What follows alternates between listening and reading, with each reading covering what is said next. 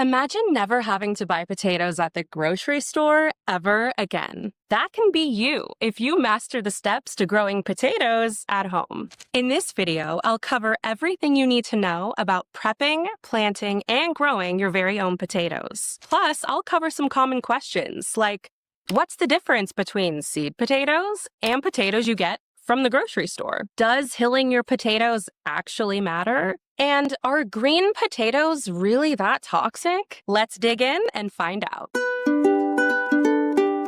The first thing you need to know in order to master potatoes is when to plant them. If you want a summer harvest of potatoes, aim to have them in the ground about 2 to 3 weeks before your last frost date. Most people don't know this. But if you live in an area with a long enough growing season, you can also plant your potatoes in the summer for a fall harvest, giving you the opportunity to harvest double what most people usually grow. To determine when to plant your fall potatoes, we're gonna do a little bit of math, but stick with me here. Take your first frost date, then count back about 2 to 3 weeks to allow for germination and sprouting time. Then count back the days to maturity for the variety you're growing. Days to maturity is the time that the potatoes take to be ready for harvest once they've sprouted through the soil. Now, I know that may have been a little confusing, so let's give a real-life example. Let's say that your first frost date is November 1st. 2 weeks before November 1st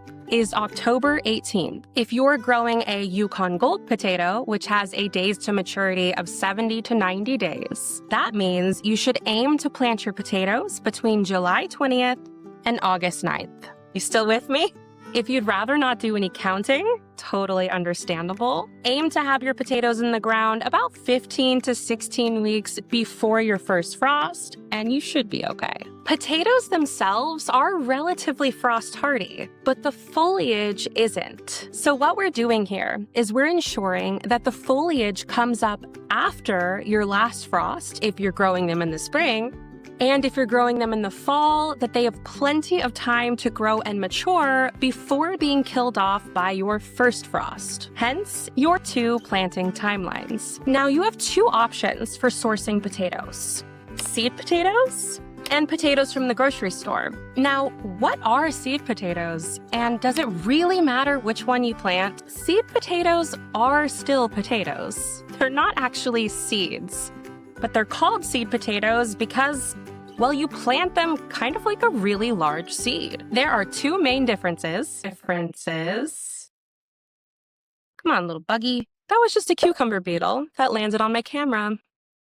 How rude. There are 2 main differences between seed potatoes and potatoes you get from the grocery store. The first one is that potatoes at the grocery store are usually sprayed with a sprout-inhibiting chemical, which makes total sense. On average, the time between when the potato was harvested and when you buy it on the grocery store shelf is about 9 to 10 months. So distributors need a way to reduce the chance of the potato sprouting and extend its shelf life. So what that means for you is that if you plant a grocery store potato, you have a higher chance of that potato rotting or having poor germination because of its age. If you want to plant grocery store potatoes, just make sure they're already sprouting before you plant them in the ground to reduce the risk of rot. The second and most important difference is that seed potatoes are certified disease-free.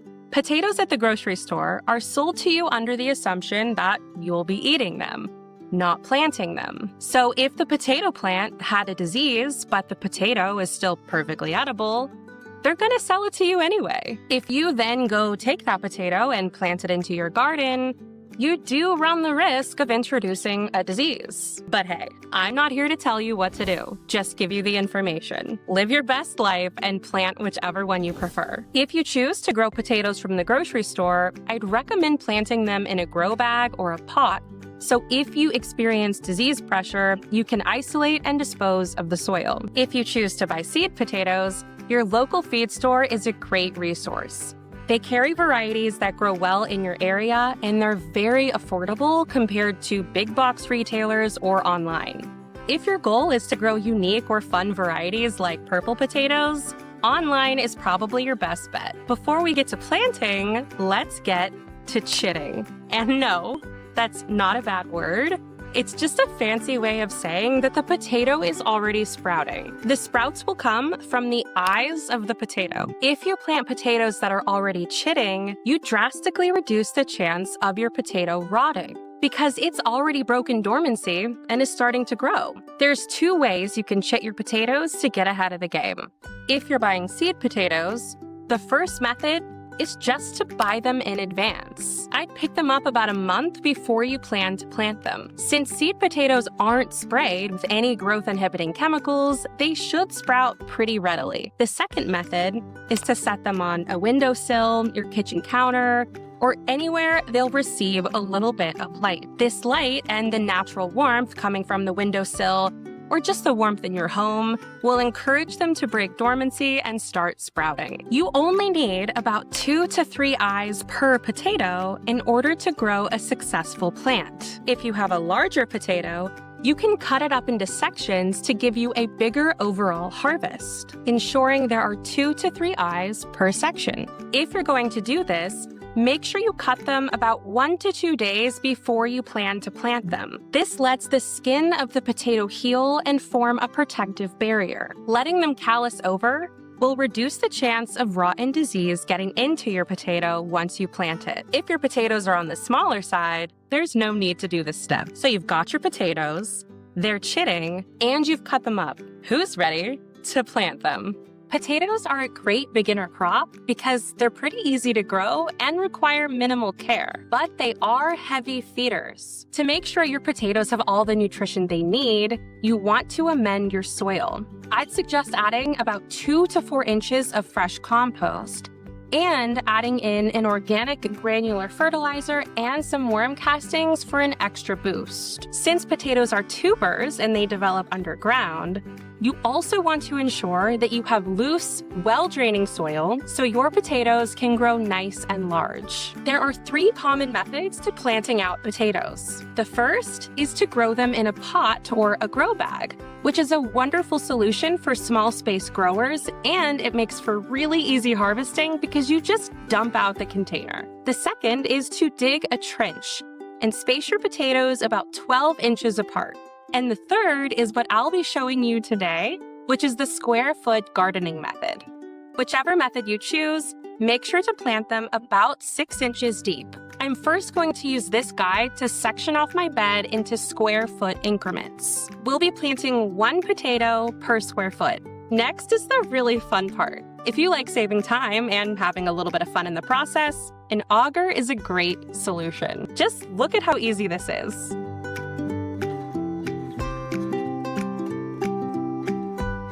Now I'm going to put some fertilizer into each planting hole and then pop in my potatoes.